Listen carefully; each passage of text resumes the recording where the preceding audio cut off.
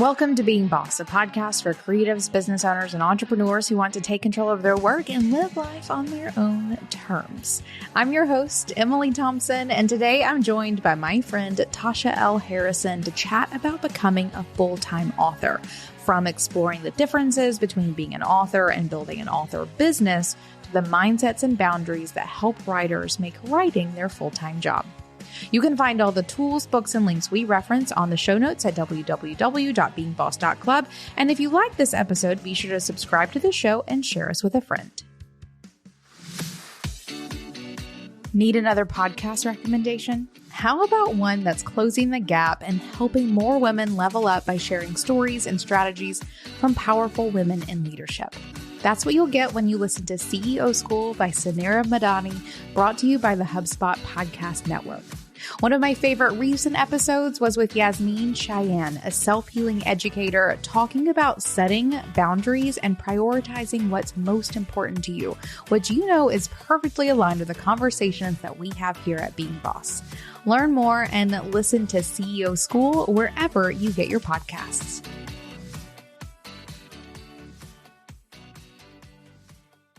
Tasha L. Harrison is a romance author and creator of the hashtag 20K in 5 days writing challenge and Wordmakers, a writing community where authors come together to do the writing work. Welcome, Tasha, to Being Boss. Hey, thanks for having me back. Of course.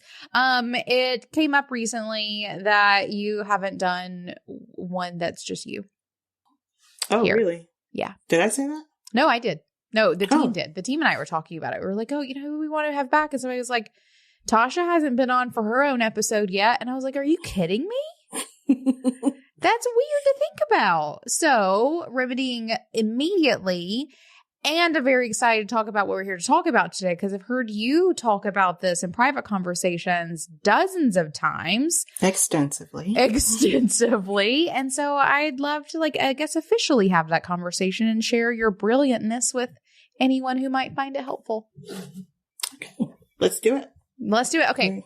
Then to get us started, you have been on the show a couple of times, but never as just you and me, which means we probably haven't done an extensive deep dive into your entrepreneurial journey. So let's start there. Give us the scoop. How did you get to here now? Good question. I think I probably, when I was a kid, now that I'm writing full time, everyone who knew me when I was a kid has said that, oh, you've always been a writer. This is just something you've always done. But of course, it was also hammered into me that writing doesn't make you money. Yep. So when you go to school and you want to read books, you get an English degree and then you're supposed to teach kids. Didn't like that. Not one bit. Immediately decided, no, I'm not going to teach kids. But then ended up homeschooling my own kids for 4 years, which was not great, Bob. And then after I went back to work, I went and got a second degree in nursing instead of using my English degree. And then I quit that. But during that time, I did start writing again, and I was also editing on the side. So and this was around the time that I got involved with your cult called Being Boss. Yeah. Which encouraged me to, really work my side hustle. And I'd become fairly well known in the romance community as, a really good editor. Toot toot.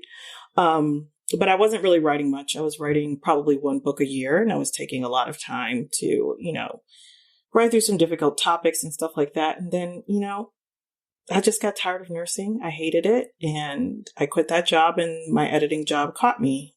And a year after I quit that job to start editing full time, I quit my editing job to start writing full time. And here we are. Oh, okay. So editing was almost like the training wheels then, right? To get you from a full-time, quote unquote, real person job. 9 to 5. Right. More than that, actually. But yeah. Yeah. Into writing full time. And was that something that you mindfully did, or did that just kind of like, was that the goal? What was that like? What was that transition like? Well, one of the things that, thinking back, like I read Big Magic, Mm-hmm. and one of the quotes in there is she says something about not telling her writing that she wasn't going to force it to feed her. And I was like, that's saying something. Like, I don't ever want to, put my creativity into this, machine that's going to have to feed me. I don't want to change my writing. I don't want to lose my voice. So, it felt like editing was kind of like a writing related job that I could do where I would still be, engaging with, writing in a creative way, but not, constantly taxing my creativity to feed me in that way. And I think that's probably what, made it easier for me to transition, because by the time that I decided to quit my job, I was turning away people. Like, my books were full all the time. And I had to make a decision. It's like, okay, I can do this full time, or I can just stop, because I can't. It was just getting to be too taxing. And I hated my day job, so I quit. And, I think that being an editor for like 7 or 8 years was the best way for me to become a better writer. I think a lot of writers now don't spend a lot of time focusing on craft. And as an editor, that's something that you're always doing. You're always looking at how other people tell stories, reading reference books on how to tell stories in different ways. And, just in general, being immersed in words in a way that you have to comprehend what the word is doing on the page, not just what someone's telling you the words are doing. So yeah, like it was training wheels kind of to quitting, but also kind of like a needed transition. It wasn't a means to an end. And what about the transition from editing into full-time writing? Because if I remember correctly, that was kind of it was hard until it wasn't hard. I feel like once you made up your mind to stop and do it, it was like the easiest thing you'd ever done. But I also feel like there was, if I'm recalling correctly, a bit of like difficultness around letting go of editing to focus on writing full-time. Yes, there were two things that made it hard. Money. Yeah. Easy money. Because by this time, I was only editing romance novels, and that's fairly easy for me to do. I could take on 3 clients a month and, make more money than I was making at my day job easily. So it was money. And then it was also kind of like a little bit of, ego. Yeah. Because I'd been, I'd become sort of this voice in the community, and most of that was backed up by, my editing work and how people talked about working with me. And letting go of that meant that I had to build up my writing in the same way. And it felt like shedding something that I worked really hard on. And also, starting from scratch. I didn't like that idea, but you're right. Once I decided to quit, it was like, oh, why did I keep doing that for so long? That was exhausting. Right. Okay. So like timeline then, what year did you make the transition from day job to editing? And then when did you make the transition from editing to full-time writing? So December 2019, I quit my nursing job, and made the transition to editing full-time. And as we know, 2020 was a pandemic. And my books were surprisingly full. Like I was deeply afraid, was like, oh crap, I quit my job and now there's a pandemic and nobody's going to have any money. I'm never going to be able to work. And the exact opposite happened. My books were full. But I also found myself wanting to write more, and I just didn't have the time.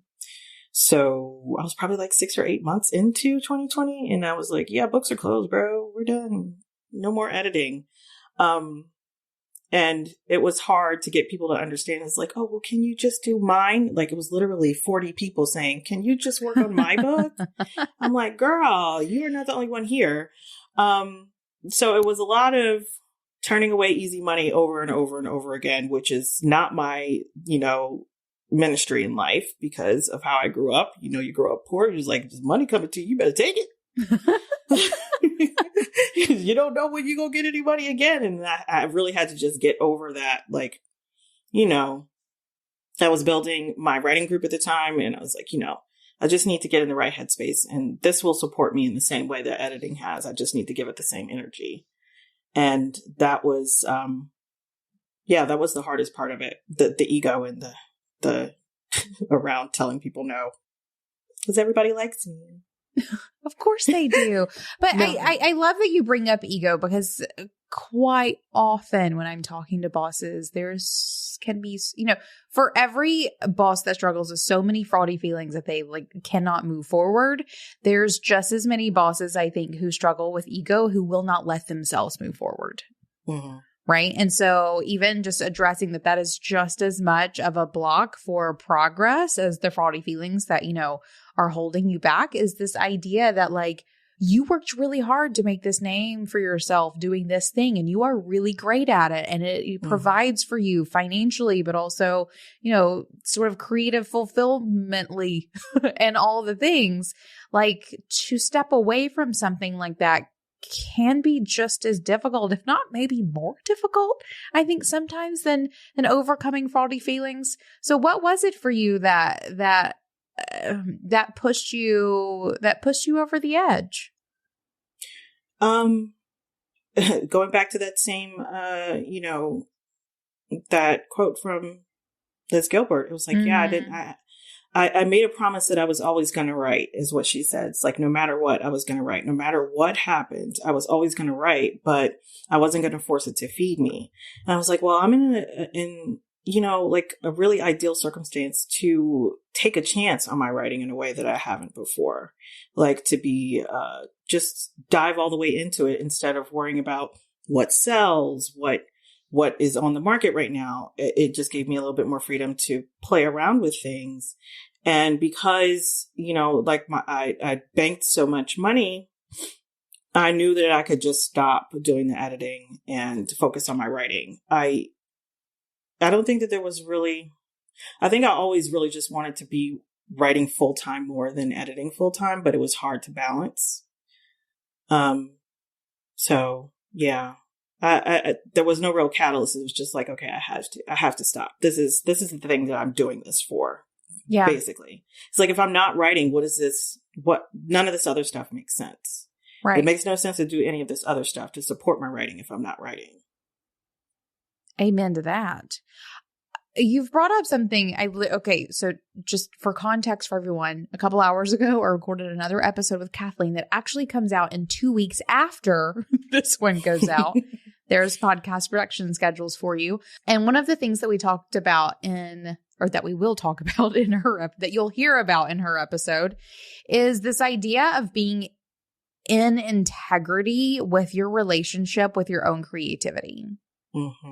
And I feel like that's something that you prioritized so much and like held it as like a personal value through the lens through which you made these decisions in your career. Sounds like had you feeling really good about your decisions and about your relationship with your creativity all along the way. Absolutely. Absolutely. I think, and this all goes back to how do you perceive success? Like, what do you feel like makes you a successful author? And I think a lot of people don't think about that. Like I knew I knew my voice. I knew what type of stories I wanted to write, but I wasn't dedicating the time to it because I felt like I had to make money. And it was always like, okay, this thing I'm doing on the side has to support it. But once it started encompassing, like being my whole career, it was necessary for me to take a step back. And also I think there's a big piece in there about, and I'm going to give myself some credit here, is like just deciding, oh no, I don't want to do this anymore. Like being okay with that. And I made some pretty big transitions, like in the span of a year. Just like, oh no, I don't want to work for anyone else anymore. Oh no, I don't want to work on anyone else's writing anymore. I want to work on my own work. And coming to that realization in the way that I did, I think was just because I gave myself time working a day job, hustling on the side, taking my time with it instead of immediately diving in and expecting it to be this, this is my dream day. This is my dream career. I didn't even really know what it was. That was just like some fantasy that I created before I started writing every day. It's like, I'll get up and I'll make my coffee and, sit down and, look at my to-do list and then I'll write for 3 hours. Like, this is not realistic even for how I work now. Yeah. Like it was just a fantasy. And as I was working through, all the things like, oh no, I don't want to do that. I don't want to do that. And just saying, no, no, no, finally getting to my yes. Yeah. Oh, well, it sounds like you made your way there for sure. You mentioned a minute ago your writing group, because this is sort of a piece of the puzzle that I want to get into as well. You started putting together a writing group. Tell me about one, why is that important to you? And two, what that has grown into. Writing groups. Number one, writing is such a solitary vocation. And it's got kind of this reputation for being, this is lonely. You're never going to be able to have anyone with you on this journey as you're creating. And it's kind of something that all writers accept. It's like, this process is just a lonely thing and we're going to have to suffer through it. And I decided that was bullshit. So I just don't believe that you have to be alone in writing. I think that there's ways to be together in a group and also, pursue your individual goals. It started with a writing challenge. That was just a hashtag on Twitter and like a Zoom link. Like crazy. Who does that? Wait, you were tweeting a Zoom link? Yes, ma'am. Oh my God. That's like, no Chaotic. one showed up naked? Chaotic. No one showed up naked, but we did have like a few weirdos. It would be like I someone bet. would show in and be like, we got to kick you out, bro. That sort of thing. But it was never, it was never bad enough for me to be like, oh, I'm never gonna show. I did that for like 6 months, just sharing a random link on the timeline and people jumping in. Chaotic. That's wild. Yeah.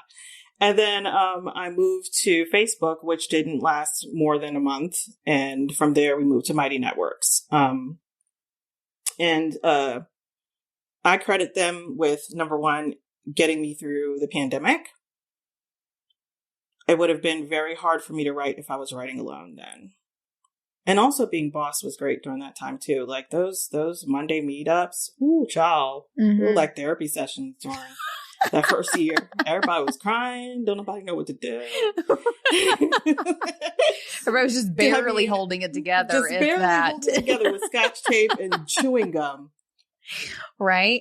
And I even want to go back to this idea. Like, I know that you've done writing groups, like even in-person writing groups, even before this. Like, this has been a part of your writing process for a really long time. This idea of creating community around you, or otherwise getting together to do something that, you're right, is a very solo practice. Like, and I guess you don't really want people in your writing group who are like reading what they write out loud while they write it. I feel like that's a writing group faux pas for sure. But you've really prioritized this in your practice, and then you've sort of begun holding space both for yourself, but also for others in facilitating a writing group. Mm-hmm. Yeah. The writing groups that I was in before weren't like this at all. This is exactly the kind of writing group that I always wanted. Like we literally just get together and write, and then we talk about what we wrote, and then we get off Zoom. The writing groups I was in before were more geared toward chatting about writing, and, I don't know, like it just wasn't really very business focused. It wasn't about doing the work. And I found that frustrating, but I did find fellow writers in those groups. So that I ended up having like these little coffee clutches with. And that's pretty much what Word Makers is. Like we get up every morning at 11 and we get together, we drink our coffee and we write, and then we talk about what we wrote, and then we all go about our day. So yeah, I designed it to be exactly what I needed. And apparently other people did too. They needed it as well.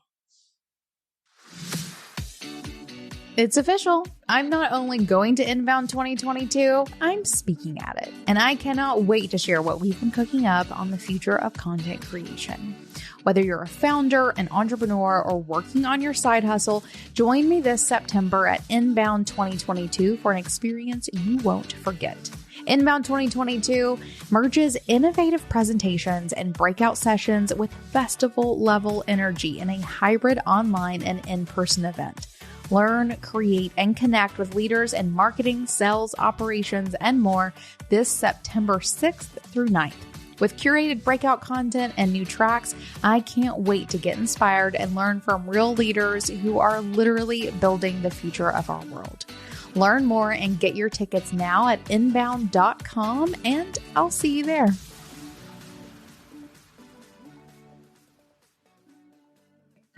I want to go back with one question, then I want to move forward with what we're super here to talk about today. All right. The go back question is, how did you find yourself into romance or into writing romance? Okay. And this is funny too, because whenever I talk to romance podcasters, they all have this sort of different journey into romance. Mm-hmm. Like it's through like bodice rippers, like historicals with Fabio on the cover and all that kind of stuff. I have never read any of those books, have no desire to read any of those books. No shade. But I mean, shade. A little. I have no desire. They were super white, and they were, kind of, piratey or royal or just like situations. And I'm like, this is interesting, but I really don't care about how these two people get together because it doesn't seem realistic to me.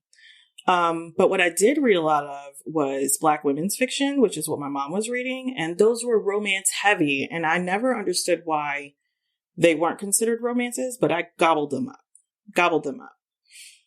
But when I went to school, there's this whole thing where you have to write serious things, you have to write serious things. You have to read serious things. And like when you're Black, like it has like this whole other layer of like do good things to promote the culture type stuff. And a lot of that is tied up in not writing like genre fiction. Like, you can write fiction, but it can't be genre fiction. It's got to be literary. It's got to be like Maya Angelou or Richard Wright or somebody, some way that you can be in that category. And so I tried my hand at writing those stories, and the sexy times kept getting in. So after a point, I was just like, okay, fine, I give up. I love that you couldn't even not. Like literally, like I wrote a story about police brutality. Like the hero was a cop and the heroine is an activist, and like that could have been a totally different story if I hadn't included the romance. But I could not. So it's in there. I just couldn't not, apparently. And also, we were just talking about this in Word Makers. A lot of us got messed up in the head around books early that we shouldn't have been reading, like V.C. Andrews or Anne Rice's Sleeping Beauty trilogy. Like, 80s parents did not much care what you were doing as long as you were being quiet and not bugging them. And I was reading above grade level for quite a long time. So till I got to the point my mom was like, I don't care what you read. If you have any questions, just ask me. But I mean, like, if you're reading Flowers in the Attic, there's a laundry list of questions. Like, yeah. What do you ask? But yeah, so like those things, reading adult fiction when I was younger and impressionable probably made it easier for me to write romance, but then made it harder for me to be like a quote unquote serious writer. Yeah. So that's why romance. I love writing about interior stories. I like how people relate. They're, like on an emotional level, not necessarily big plot driven things, but just, how people work through their bullshit. Do I believe any of this romance stuff is for real? No, this is fantasy just like Indiana Jones. But I think I just find it more interesting to write those type of interior dynamics. Yeah. And what's more interior dynamic than a romance? I also just love that this is another example of how you're just saying so incredibly true to your creativity. of like expressing it in the most like aligned way possible. It's just another example of that. Good job. Good job. Okay. So what I most want to talk to you about today, and first of all, thank you for sharing all of that. I'm very sorry that it has taken me so long to bring you on to like talk about that. It's just, I know you so well that like, it just seemed like we had already had it. Like already had the combo 18 times before. Mm-hmm. So now that it's shared with everyone, one of the things that I hear you talk about passionately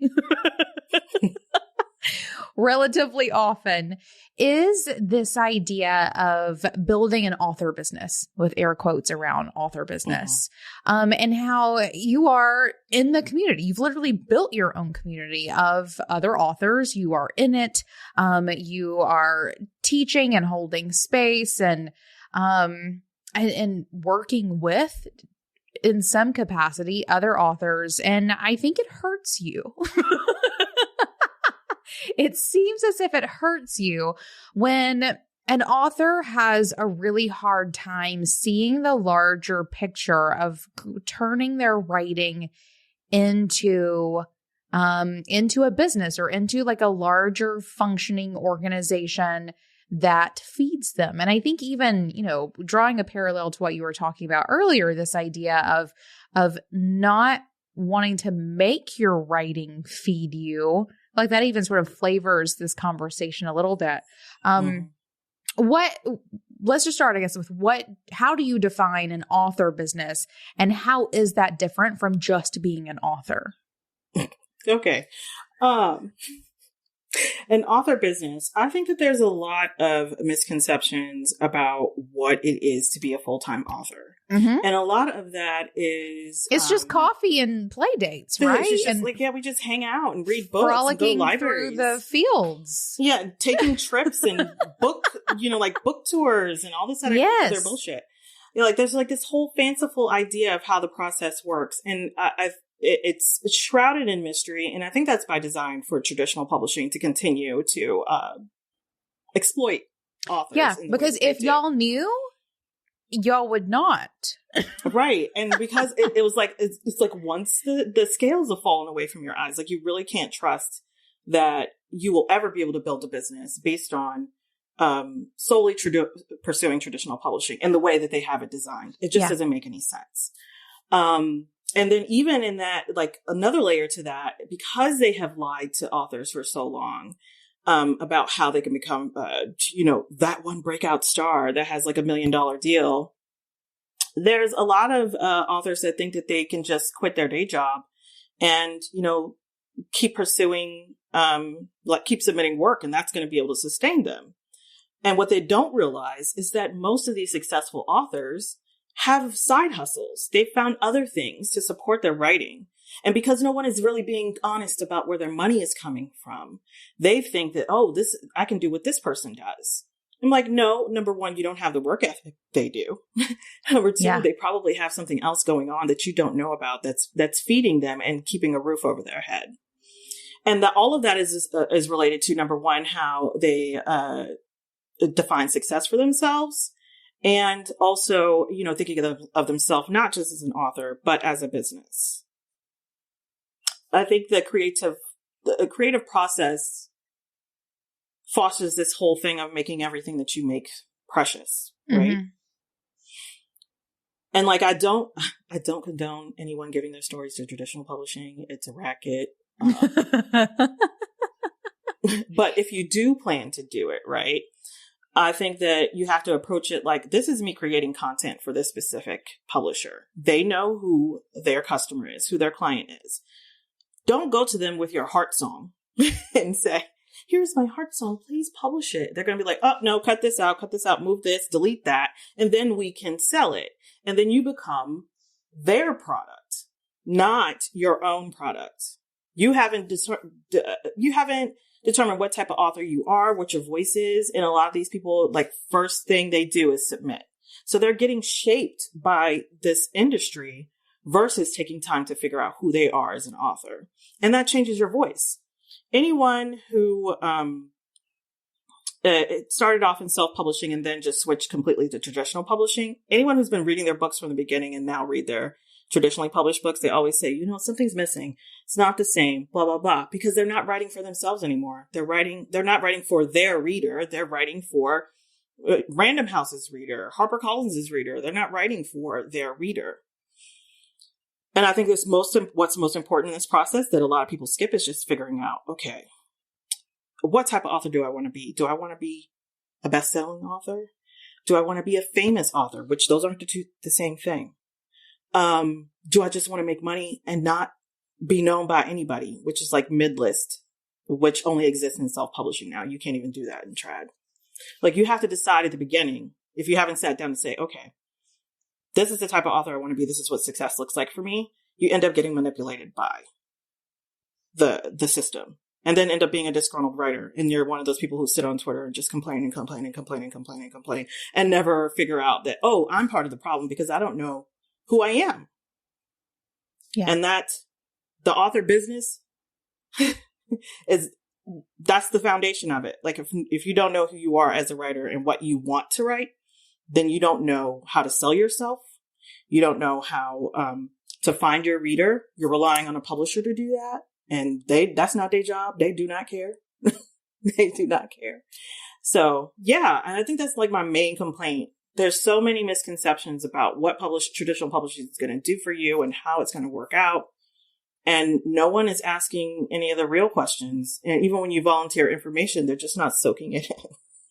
Yeah. And I think that even comes from this, one, either like lack of knowing, and two, lack of accepting the fact that when it comes to being an author, let's say you do want to become a full-time author, you want to spend your life writing and frolicking in the forest, or whatever that looks like.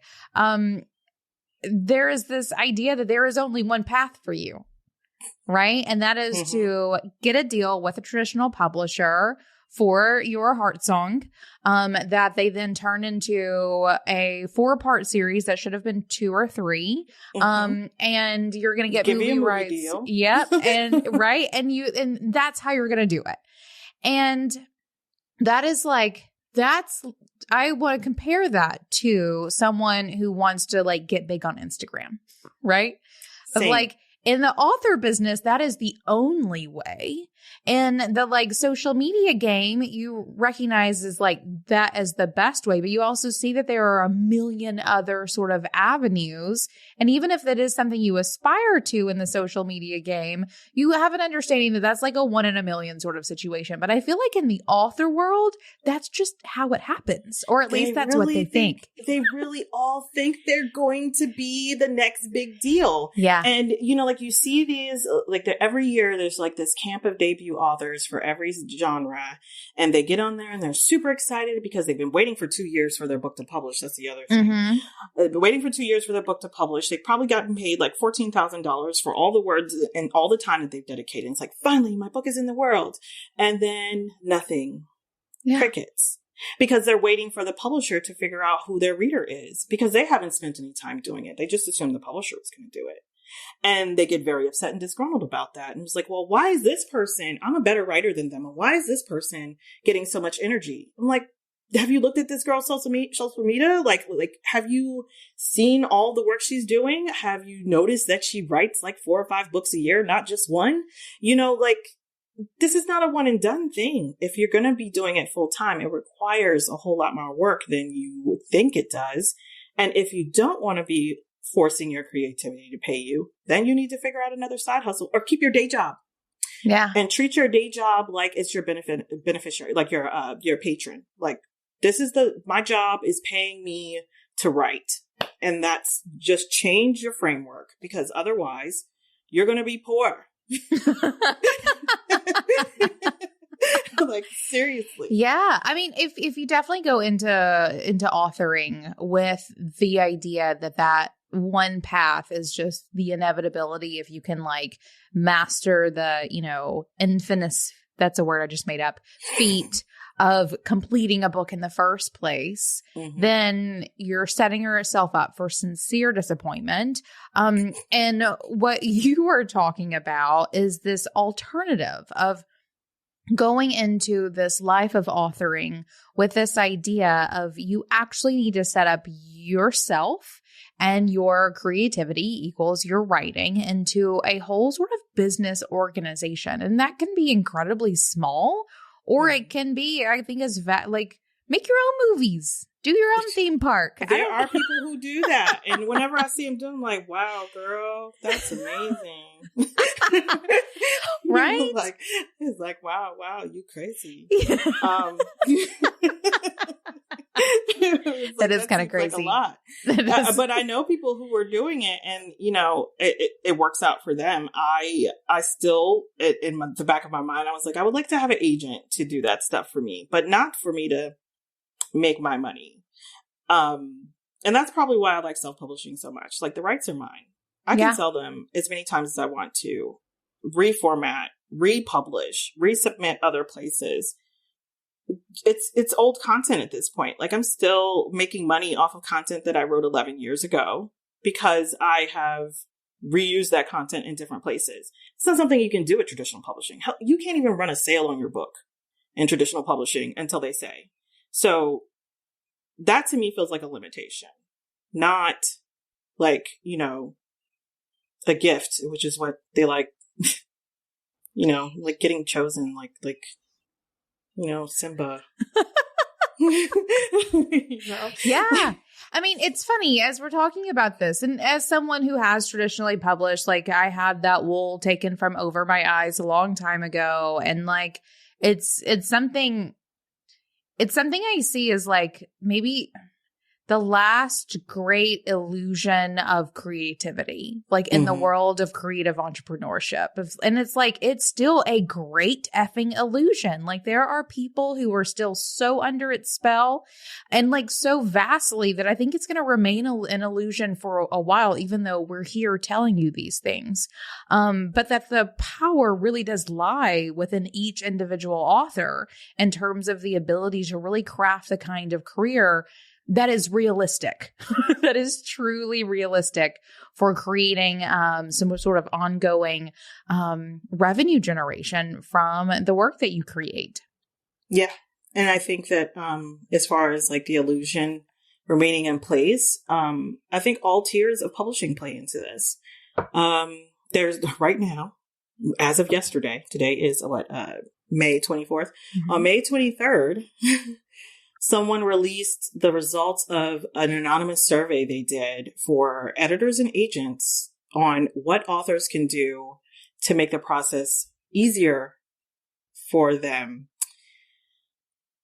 And like, the title of it is already wrong on its face. I don't know if you know this, but there's been like a big resignation as far as it goes with editors and agents quitting their jobs because they're so underpaid and overworked. And now, like, there's this whole tone that's going on. It's like, oh, okay, all of this needs to be shifted to the author. The author needs to make sure before they submit their work that it's edited to the best of their ability. And I was like, well, that's free work, number one. And then two, when they submit it to you, you're going to ask them to rewrite it 1, 2, 3 times. So that's still more free work before you ever even talk about money. That's one. And then there's this thing where they don't want to be emailed. They don't want you to follow up on emails. They want you to do, the marketing team wants you to do all of your own marketing.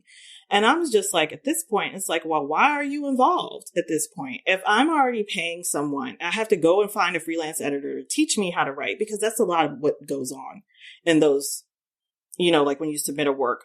Yes, you may have a good bones of a good story, but you might not know the mechanics of storytelling, because no one is paying attention to craft these days. They're just reading all these books on like how to get rich quick as a romance author, that sort of thing. Like, same thing that happens in the entrepreneur world. Everybody wants a shortcut. So that is how they're sending in these manuscripts. And now the editors are saying, no, you can't send the manuscript that way. It's like, okay, so there's $2,000 right there I'm going to have to pay for a dev edit. And then probably another $350 to have like a line edit done. And then you want me also, after the book is published, to pay for ongoing advertising? Why are you involved? Printing and distribution only. That's it. Only. And if you can get past the point where you don't feel the need to have your book in a Barnes and Noble, like if that is not success to you, which there's ways you can get your book in there too anyway, if you're self-publishing, if you're really dedicated to it.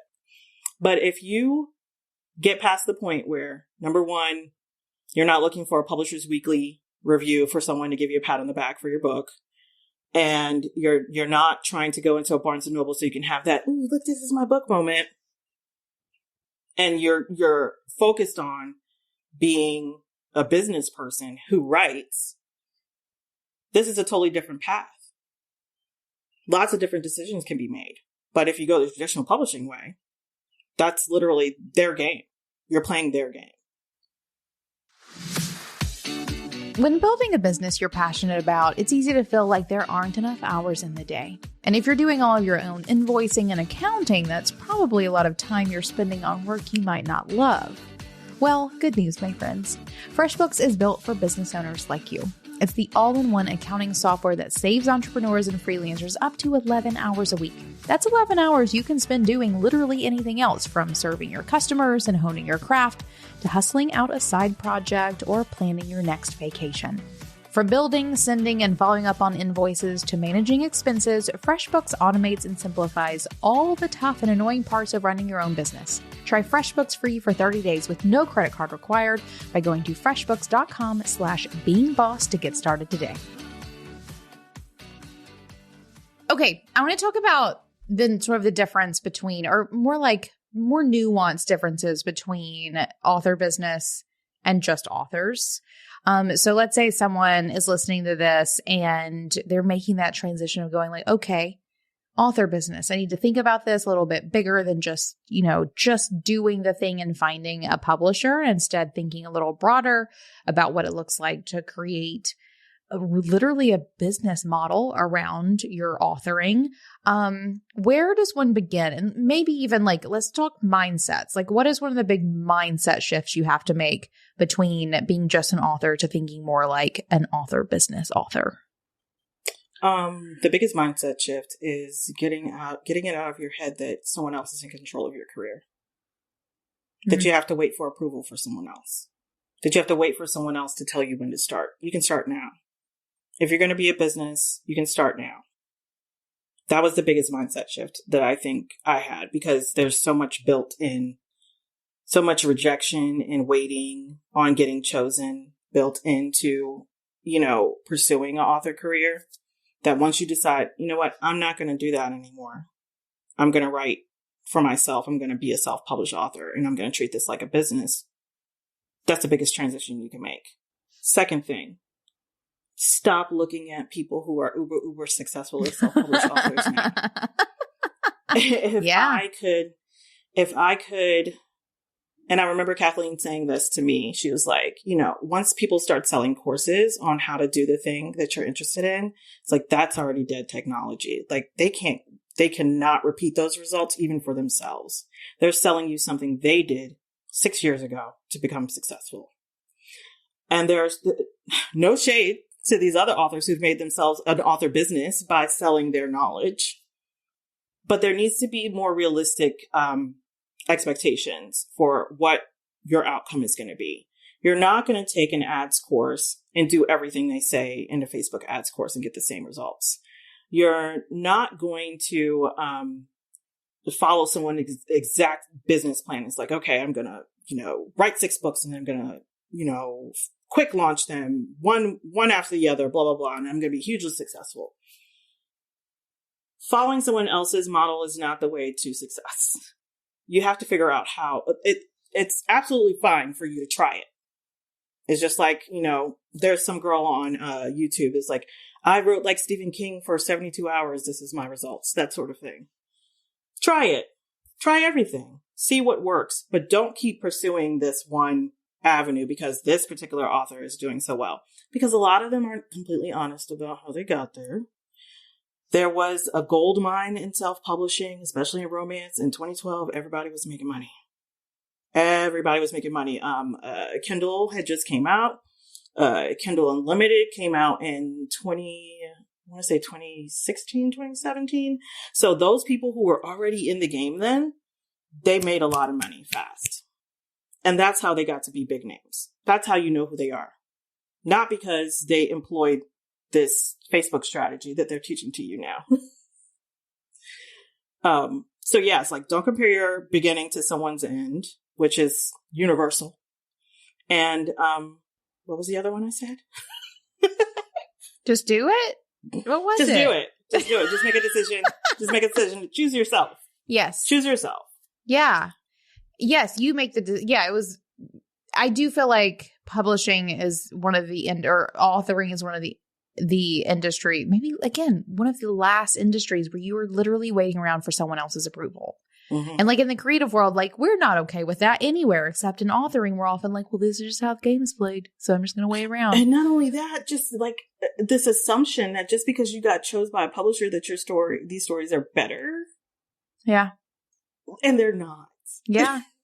I want to add one to this, and I think it is similar, but for me, it's sort of, it is releasing the assumptions you have around how you can get paid as an author. Mm-hmm. Because I think like the one way you get paid per everyone, traditionally is you get a book deal.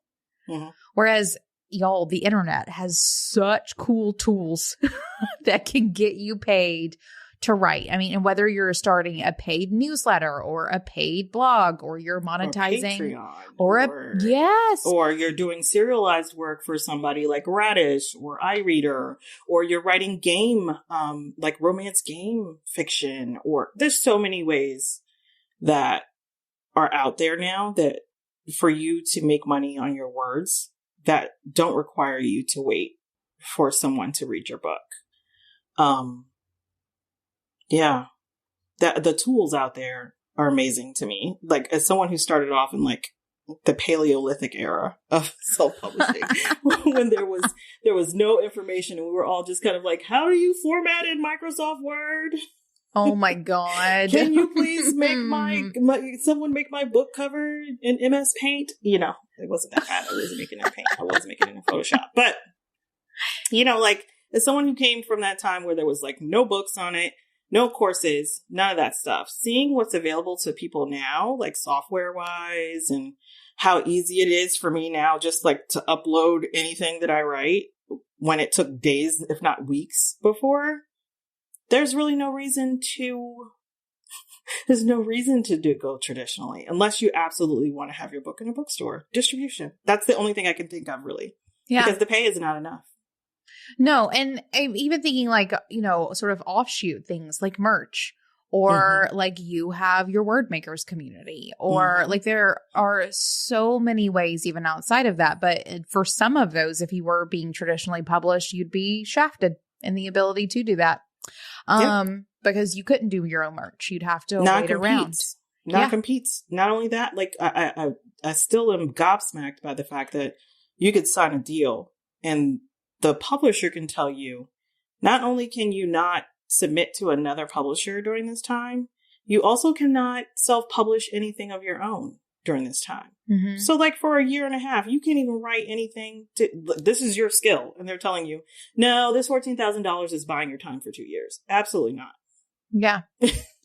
Right. So I think that's a really big mindset too, is just reimagining what it looks like to make money as an author. I think if you can open up your mind to the possibilities there, you've taken the first giant step, and I'm so proud of you. So proud. Okay, let's talk about boundaries then, because again, I think huge sort of different skill set here when it comes to you showing up and deciding to do this and taking full responsibility for yourself, your writing, and your future. Boundaries. What are those? Yep. I do struggle with boundaries, and a lot of this is just because, like, I think that I come from a camp where it's like, okay, I have all the hats. If I have any information, I'm going to give it away. If anyone needs help, I'm going to try to help them. The boundaries around my work, the one thing that I do hold sacred is my writing time. I don't give that to anyone. It's like, there's going to be 3 hours in the middle of the day that I'm going to write. Am I going to write again later? Maybe. You know that I sometimes write very, very late. But, you know, like I, like you said, make an appointment with yourself. It's like, this is the one thing that's going to keep this career going. You have to do the writing work. That's the one thing you have to do, definitely. And everything else, that's pretty much like everything else will fall into place if you get the writing done. And that's the biggest boundary. A lot of people will say, oh, I don't have time. You know, I have kids, I have a husband, I have blah, blah, blah. I'm like, well, okay, so you can't be an author if you can't find the time to write. Period. Yeah. Period. It was like, okay, I don't have time to write. Okay. I don't have time to read. Okay. So you don't want to write. Yeah. You don't want to. For sure. I often hear people, and I think I'm even guilty of this, of like desiring to go the traditional publishing route because you have that contractual deadline. Like you have that accountability built in to actually sit down and write the book, that outside accountability.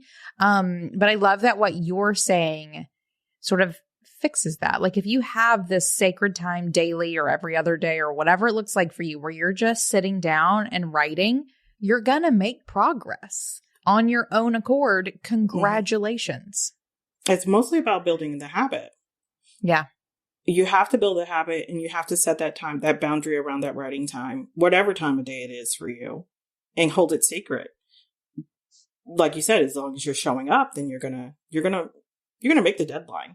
Of course, there's also ways that you could put in deadlines, like by securing an editor early, you know, booking advertising early so that you know there's like, oh, by this time I need to be finished this so I can do that. And when you're working with, you know, independent contractors, it's pretty much, yes, I do have deadlines, but also my deadlines don't start until I'm done writing. So yeah, it's just about doing the writing work. I don't think that a lot of people come in, you know, worried about what happens after you finish the book, but you have to write the book first.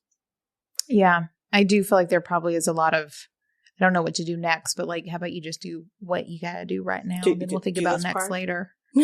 Yeah. Yeah, exactly. I tell people that all the time. It's like, oh, you know, well, what do I do about advertising? How do I find, like, oh, did you finish writing your book yet? No. How far along are you in your book? Oh, I haven't even started. Oh, okay, so come back when you're done. Yeah. Then we can talk about that other stuff. Because all of that is just anxiety inducing. And it's so much information that you just It's procrastination. Yeah. Period. Yes. Yeah. Yes. You're studying and getting all the knowledge so that you don't have to write. And then you punk yourself out of writing. Yeah. Because you're afraid of what's going to happen after you finish it. I'm wondering what it looks like for you on like the business side of things, of like, are you doing more planning than a traditional author does? Like, how far ahead are you planning? What does it look like to do any sort of planning or reflection through that like business author business lens? I do plan more than a traditional author does. Mm-hmm. How can you plan if you don't know when someone's going to get your book? I mean, I know that. How can you make a plan for that when you don't even know what's going to happen? I do plan a lot more, and I have a better idea of how long it takes me to do things because, you know, I've said I track my time. Nice. I track my time. I know how long it's going to take me to do things. I know how long it's going to take my editor to get something back to me. So it's easy for me to say, okay, I'm going to sit down and write 4 books this year. I actually said 6. I've written 3 books and I've only taken 1 book off of my publishing schedule. I don't know how that happened yet. Y'all, it's May. It's May. Literally just finished a book today. And was like, okay, let's look at the publishing schedule. What's coming next? And I was like, wait a minute. How have I only wrote 1 book on this schedule? But yeah, it's like I can plan. I can plan out a whole series and know when I'm going to release it, and not have to wait. Like, oh, will the publisher get this next book? I don't care. I can write it if I want to, and even if I know, this might not hit. You know, like this is a book I want to write, but it might not be a book that everybody wants to read. I can still write it anyway, and then write something else behind it. So, yeah, I definitely do plan a lot more. And I write a lot more probably than a traditional published author does. Because you see a lot of things like, oh, I have to wait for intuition. We're like, no, it's a job. You show up. You show up at the desk. When you show up at the desk, intuition will show up to help you out. You don't wait for intuition to find you at the park. You know? Yeah, and I just treat it like a job. It's a fun job, but I treat it like a job. Yeah. I mean, you take it very seriously, which is good when it is literally how you're making your living.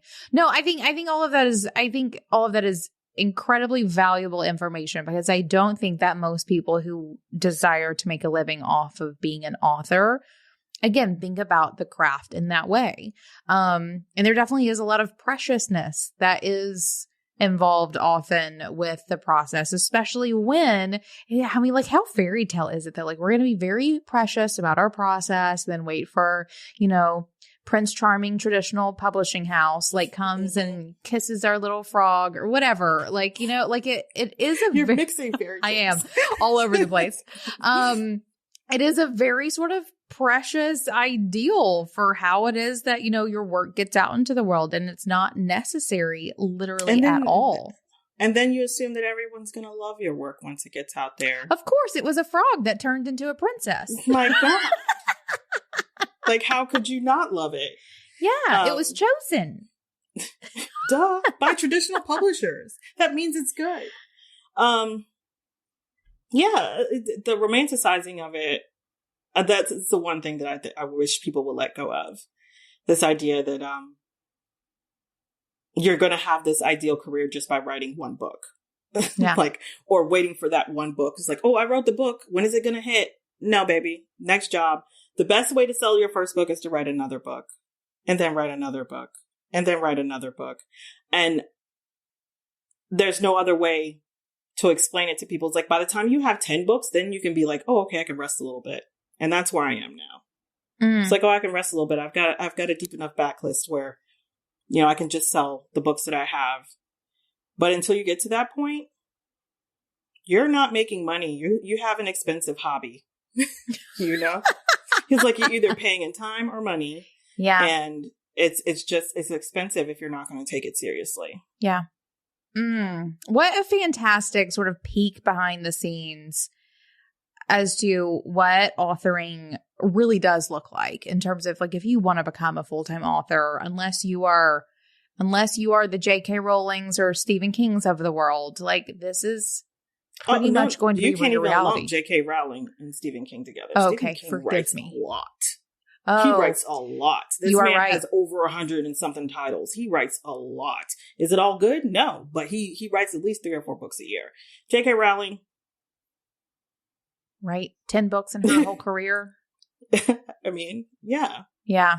So, I mean, if you're going to be looking toward who is making the most money and who is a household name, it's the people who write, the people who are prolific, the people who know their reader and give them exactly what they want every time. Yeah.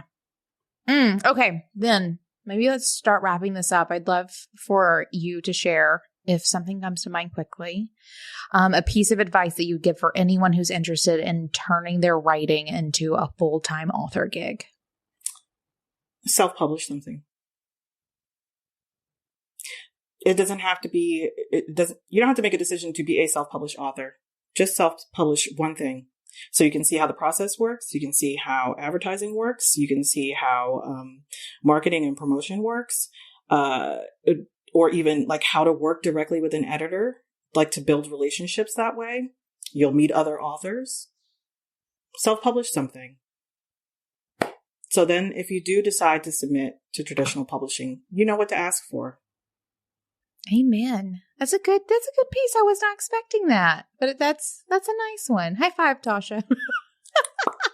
It's like you're in this industry or something. Yeah, a little bit.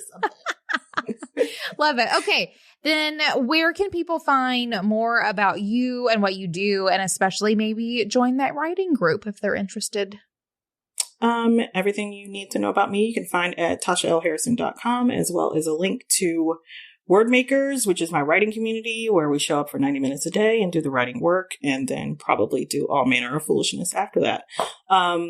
The community is open all the time now, so come right in. We're doing some new stuff, workshops, and still doing the writing challenge quarterly, book club, trying to get these people to be business people.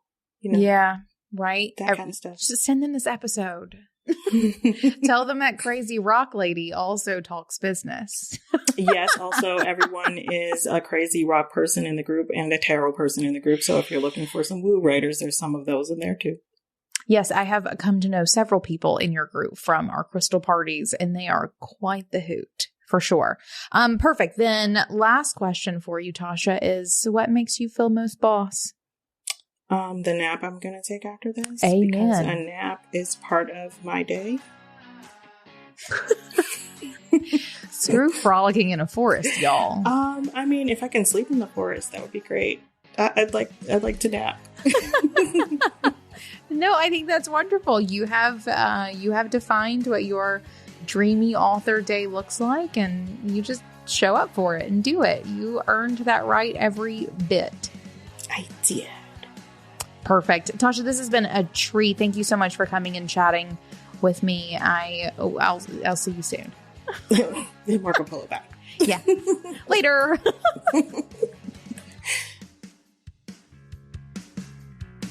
All right, boss, because you're here, I know you want to be a better creative business owner, which means I've got something for you. Each week, the team at Being Boss is scouring the news, the best entrepreneurial publications, and updates and releases of the apps and tools that run our businesses, and is curating it all into a weekly email that delivers the must-know tips and tactics in the realms of mindset, money, and productivity. This email is called Brewed. We brew it up for you each week to give you the insight you need to make decisions and move forward in your creative business. Check it out now and sign up for yourself at beingboss.club/brewed. That's beingboss.club/BREWED. Now, until next time, do the work, be boss. Yeah.